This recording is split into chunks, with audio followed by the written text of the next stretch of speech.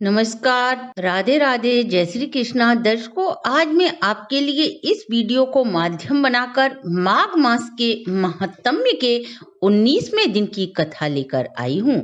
इससे पहले मैंने माघ मास के प्रथम 18 दिन की कथा के वीडियो अपने चैनल पर डाल रखे हैं। आप सभी वीडियो को देखकर माघ मास के संपूर्ण पुण्य फल को प्राप्त कर सकते हो।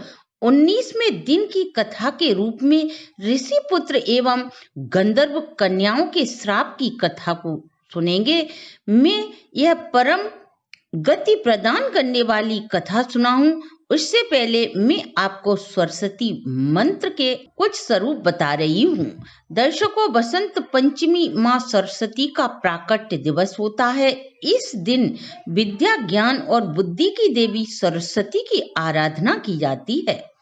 मंत्रों के द्वारा की गई आराधना विशेष फलदायी होती है, इसलिए हम अपनी पूजा जप तप को सार्थक बनाने के लिए मंत्रों का जप अवश्य ही करें। मैं आपको पुराणों में वर्णित माँ सरस्वती का गायत्री मंत्र बता रही हूँ। ओम वागीश्वरी विद्महे वाग्वादिन्ये धीमहि तन्नो सरस्वती प्रचोदयात्। दूसरा मंत्र है दर्शकों, ओम सरस्वती विद्महे ब्रह्मपुत्रहि धीमहि तन्नो देवी प्रचोदयात्। इस मंत्र का नित्य जाप करने से बुद्धि कुशाग्र होती है व शिक्षा के क्षेत्र में सफलता प्राप्त होती है। बटुक एवं गंधर्व कन्याओं के शाप की कथा मैं आपको सुनाऊं इससे पहले हम 18वें अध्याय में आपने देखा कि प्रयागराज के स्नान का महत्व और गंधर्व कन्याओं के विरह की गाथा हमने सुनी थी। जो भी व्यक्ति इस पवित्र माघ माह में स्नान करता है उसके पितरों सहित समस्त कुल का उद्धार होता है। पापी दुराचारी यदि प्रयाग तीर्थ में स्नान करता है तो वह शीघ्र ही पाप से मुक्त हो जाता है। एक बार अन्य ऋषि तालाब में स्नान करने के लिए जाते हैं तो उनके रूप सौंदर्य को देखकर वे कन्याएं उन पर मोहित हो जाती हैं। तब उन ब्रह्मचारी ने सोचा, यहाँ तो बहुत ही बाधा है।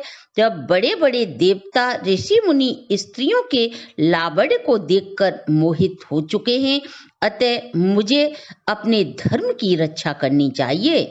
वो यही सोचकर अपने योग बल से वहां से अंतर्ध्यान हो जाते हैं। जहां वे उन ऋषियों को अदृश्य हुआ देखती हैं तो वह ब्रह्म की ज्वाला में जलकर विलाप करने लगती हैं। बहुत देर तक धैर्य धारण कर ऋषि के आने की प्रतीक्षा करती हैं। जब वह वापस नहीं लौटते तो वह विरह की अग्नि में जलती हुई अपने घर लौट आती हैं। घर आकर वे जलाशय, झरने आदि जो भी जलाशय आदि थे उन्हीं में गिर जाती हैं।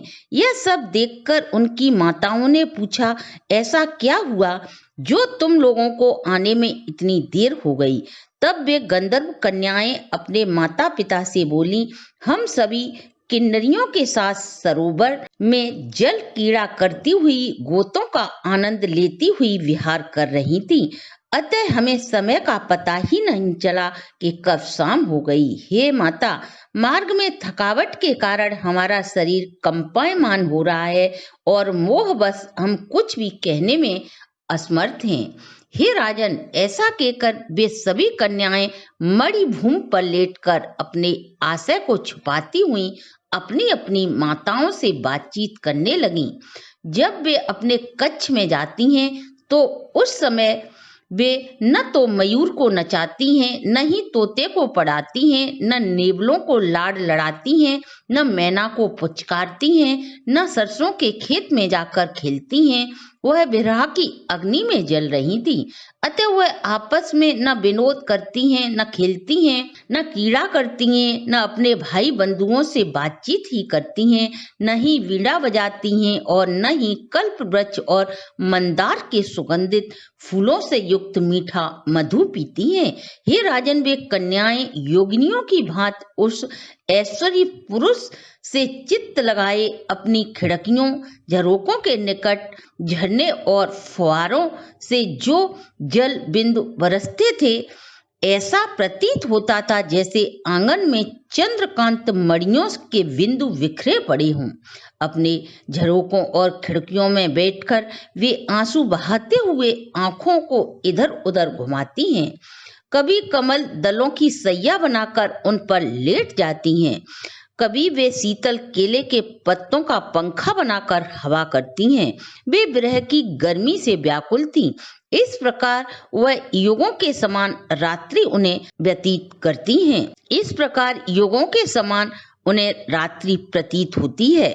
विरह रूपी ज्वर से पीड़ित कन्याएं रात्रि व्यतीत करती हैं। प्रातःकाल सूर्य नारायण का उदय होते देख मन में प्रसन्न हो अपनी अपनी माताओं से यह कहकर हम सभी गौरी की पूजा करने के लिए जा रहे हैं, और वह उसी सरोवर में गईं। उसे भली भांति जिस प्रकार उन्होंने प्रथम दिन पूजा पाठ किया था, फल फूल पुष्प गंध से पार्वती की पूजा कर वे सभी देवियां वहीं बैठकर गाने बजाने लगीं और नृत्य करती हैं। उसी समय वह ऋषि पुत्र अपने घर से स्नान करने के लिए उसी सरोवर में आते हैं। जैसे ही अपने प्रियतम को वे कन्याएं देखती हैं, शीघ्र ही नाच गाना बंद कर प्रफुल्लित हो जाती हैं और शीघ्र ही उस ब्रह्मचारी के पास जाकर सभी एक दूसरे का हाथ पकड़कर घेरा बनाकर उन ब्रह्मचारी को पास में घेर कर बोली, हे मूर्ख, कल तुम हमें छोड़कर कहाँ भाग गए थे, परंतु आज नहीं भाग सकते, क्योंकि हम सभी ने तुम्हें अपने पति के रूप में स्वीकार कर लिया है, और अब तुम भी बिना विचार किए हमें अपनी पत्नी के रूप में स्वीकार कर लीजिए। इस प्रकार उन कन्याओं के बाहु पास में बंधे हुए उस विप्र ने कहा, तुम सभी कल्याण के लिए प्रिय और मधुर वचन कह रही हो, परंतु मेरा प्रथम आश्रम ब्रह्मचर्य है। मैं गुरुकुल में रहकर वेदा अध्ययन कर रहा हूँ, इसलिए मैं उसकी मर्यादा में रहकर मुझे अपनी रक्षा करने के लिए मेरा धर्म मुझे प्रेरित कर रहा है।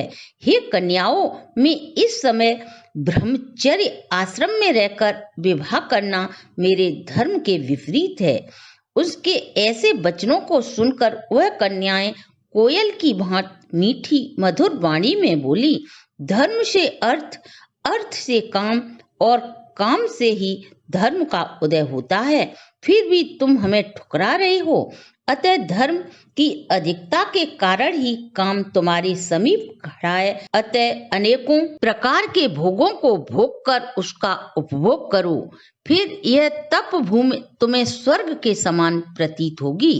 कन्याओं के ऐसे वचनों को सुनकर वह ब्रह्मचर्य बोला, तुम्हारा कहना सत्य है, परंतु मैं अपने ब्रह्मचर्य व्रत के संकल्प को नहीं तोड़ सकता। मेरा व्रत पूर्ण हो जाए, मैं गुरुजी की आज्ञा से विवाह की विधि करूंगा, उससे पहले मैं विवाह नहीं करूंगा। यह सुनकर वे कन्याएं पुनः बोली, हे सुंदर, तुम सचमुच ही मूर्ख हो। दिव्य औषधि, ब्रहा बुद्धि, दिव्य रसायन, अच्छे कुल की सुंदरियां, सर्व कला, संपूर्ण निधि, मंत्र तथा धर्म की सिद्धि आदि पदार्थों को प्राप्त होने पर बुद्धिमान व्यक्ति कभी इनका त्याग नहीं करते, परंतु हम परम सुंदरियों का तुम त्याग कर रहे हो। भाग्य से यदि कार्य की सिद्धि हो जाए तो नीतिज्ञ पुरुष उसकी अपेक्षा नहीं करते। कारण की अपेक्षा करने पर फल प्राप्त नहीं होता और टालने में सदैव हानि होती है, लाभ नहीं। अतः तुम हमें अपना कर धर्म का पालन करो। केवल भाग्यशाली पुरुष ही प्रेम से परिपूर्ण होकर स्वच्छंद कुल में पैदा हुई स्नेहपूर्ण मीठा बोलने वाली स्वयं वरण करने वाली तुम्हारे समान ही रूपवान युवा सुंदर कन्याओं को ही प्राप्त करते हैं, दूसरी कन्याओं को नहीं। फिर भी तुम हमें टाल रहे हो। कहाँ हम अनोखी सुंदरियां, कहाँ आप तपस्वी युवक। यह हम भली भांति जानते हैं, हमारा और आपका मिलन बेमेल है। फिर भी विधाता की क्या चतुराई है, यह कोई नहीं जानता। अतः आप हम सभी को विधाता की मर्जी समझकर संपत्ति के रूप में स्वीकार करें।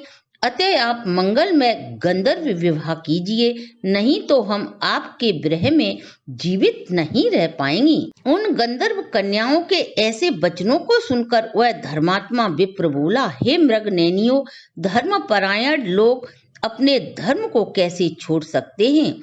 धर्म, अर्थ, काम, मोक्ष, इन चारों का विधि पूर्वक सेवन किया जाए तभी यह सफल होता है, अन्यथा निष्फल हो जाते हैं। मैंने ब्रह्मचर्य व्रत धारण किया है, अतः जब तक मेरा व्रत पूर्ण नहीं हो जाता मैं विवाह के विषय में सोच भी नहीं सकता।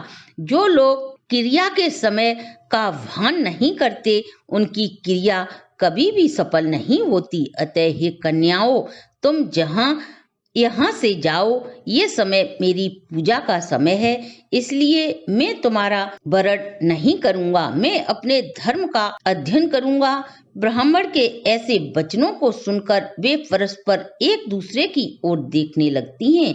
शीघ्र ही प्रमोदिनी ने ब्राह्मण कुमार के पैर पकड़ लिए। सुशीला और सस्वरा ने उनकी दोनों भुजाओं को पकड़ लिया। सतारा ने आलिंगन किया और चंद्रिका उस ब्रह्मचारी का माथा चूम लेती है। तब भी वह ब्रह्मचारी निर्विकार बना रहा, उस पर कोई भी असर नहीं पड़ता है। जब वे कन्याएं उसे अपनी गिरफ्त से नहीं छोड़ती तो उस ब्रह्मचारी को क्रोध उत्पन्न हो जाता है और वह उन गंधर्व कन्याओं को श्राप देता है, तुम सभी पिशाचिनियों की भांति मेरे शरीर से लिपटी हो, अतः तुम सभी पिशाचिनी हो जाओ।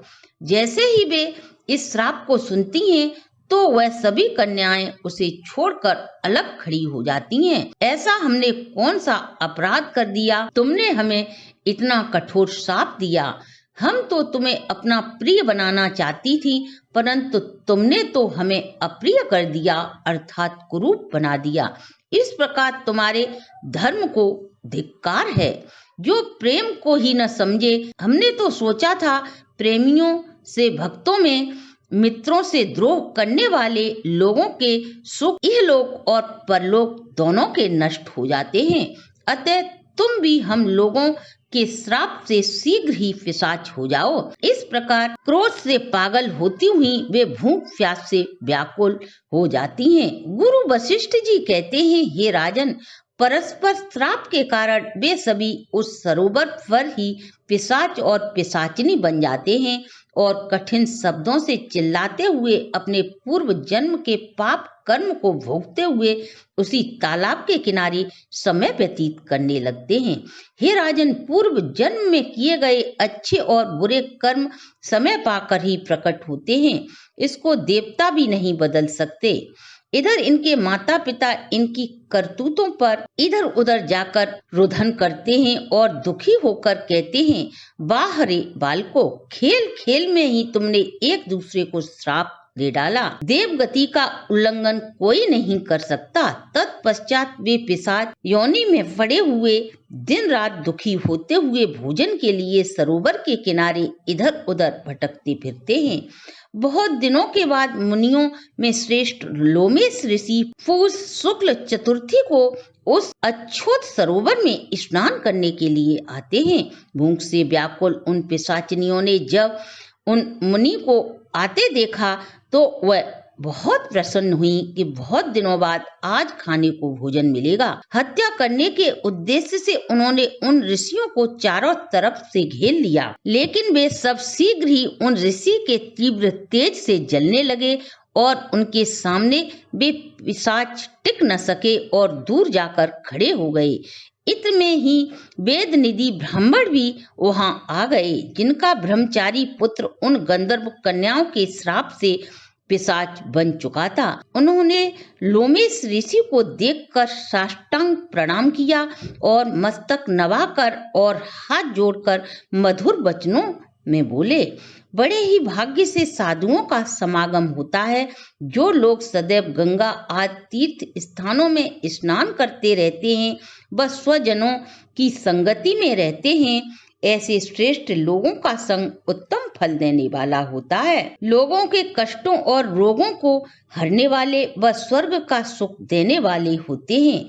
ऋषि वशिष्ठ जी कहते हैं, हे राजन, ऐसा कहकर वेद निधि मुनि ने चिरकाल का अद्भुत सभी हाल कह सुनाया। यह सब गंधर्व कन्याएं हैं और यह बटुक मेरा पुत्र है। यह सभी परस्पर श्राप के कारण इस योनि को प्राप्त हुए हैं और मुख नीचे किए हुए आपके सम्मुख खड़े हैं। आपके दर्शन मात्र से इन सभी बालकों का उद्धार हो जाएगा। हे राजन, ऐसा सुनते ही दयालु लोमेश ऋषि के नेत्रों में जल भर आया और अपने पुत्र के दुख से दुखी वेद निधि ब्राह्मण से बोले, हे विप्र, मेरे प्रसाद से इन बालकों को शीघ्र ही स्मृति पैदा हो जाएगी, अर्थात ये अपने विषय में सब कुछ जान जाएंगे। मैं अब इनसे उस धर्म को कहता हूँ जिससे इनका आपस का श्राप विलीन हो जाएगा। इसके साथ ही माघ मास के महात्म्य की इस कथा को हम यहीं विश्राम देते हैं। इससे आगे की कथा हमारे वीडियो में देखने के लिए आप हमारे चैनल को लाइक, सब्सक्राइब और शेयर करें।